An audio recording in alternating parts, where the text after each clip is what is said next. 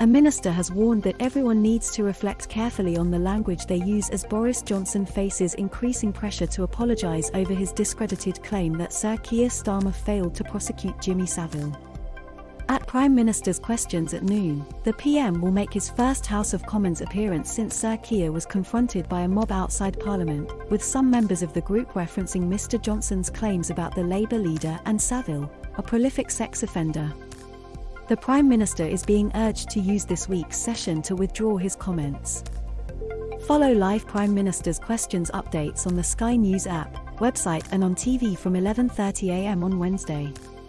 Please use Chrome browser for a more accessible video player. 4:26 p.m.'s Jimmy Savile comment to Starmer. PM has clarified remarks.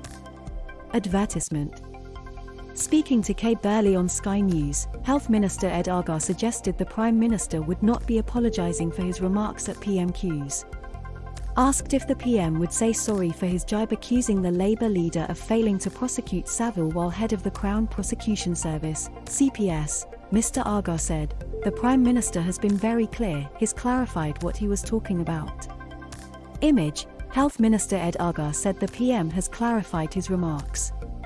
The Health Minister continued, "He's clarified that he was talking about Sir Keir in the context of his leadership role at the CPS. Just as, quite rightly, Sir Keir holds him to account for his leadership role over the government. That doesn't mean personal responsibility for individual decisions, but that's the context, and the Prime Minister has clarified that. And I'll be honest with you, I suspect that's what you will hear from the Prime Minister later." Mr Argar later reiterated that the Prime Minister had made clear that his comments about the Labour leader and Savile were not personal, but added, "I think everyone needs to reflect carefully on the language they use." He also said he agreed with Commons Speaker Sir Lindsay Hall, who issued a statement on the mob incident in the chamber on Tuesday rebuking the PM's remarks, that words have consequences. Please use Chrome browser for a more accessible video player. 0:26 moment Labour leader bundled into police car. PM still dogged by Savile slow row. Ahead of what is set to be another fiery session of PMQs on Wednesday, further anger has been directed at the Prime Minister over his continued refusal to withdraw his remarks or apologise to Sir Keir. The already simmering row blew up further on Monday night when Sir Keir was mobbed by the group near Parliament. He was bundled into the back of a nearby police car as officers escorted him to safety.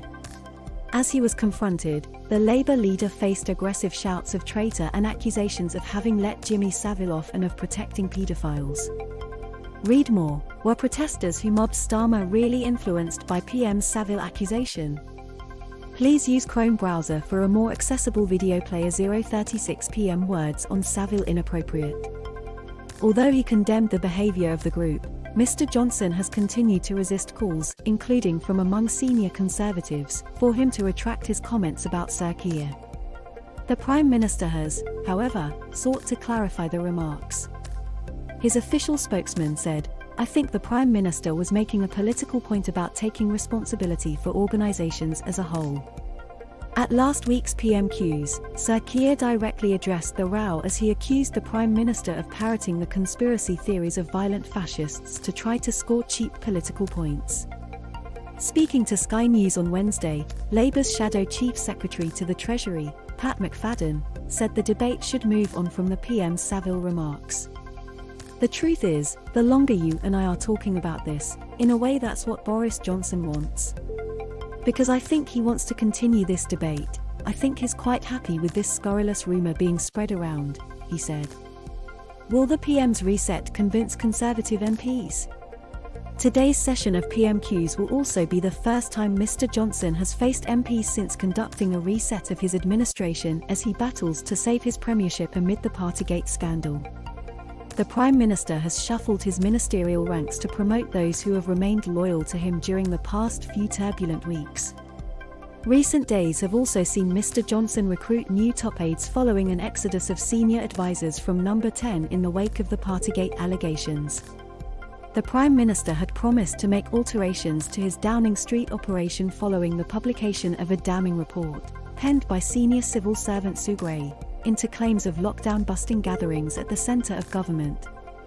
However, Mr. Johnson was also forced into changes as one of those departing top aides. Policy Chief Monayore Mirza quit due to the Prime Minister's scurrilous accusation about Sir Keir and Savile. Image, left to right, Dan Rosenfield, Martin Reynolds, Monayore Mirza and Jack Doyle all left number 10. PM promotes loyalists in mini reshuffle. The Prime Minister's promotion of loyalists in a mini reshuffle on Tuesday also led to fresh controversy after he handed his former chief whip, Mark Spencer, the role of Leader of the House of Commons. This is despite Mr. Spencer currently being subject to a Cabinet Office investigation into claims he told former Minister Nusrat Ghani she had been sacked due to concerns about her Muslimness. Mr. Spencer, whose new role includes a responsibility for upholding standards in Parliament, has branded the allegations completely false and defamatory. In being appointed Commons leader, Mr. Spencer replaced fellow Johnson ally Jacob Rees-Mogg, who has been given the newly created role of Minister for Brexit Opportunities and Government Efficiency. In turn, the Prime Minister's mini reshuffle also saw Chris Heaton-Harris replace Mr. Spencer as Chief Whip. Follow the Daily Podcast on Apple Podcasts, Google Podcasts, Spotify, Spreaker,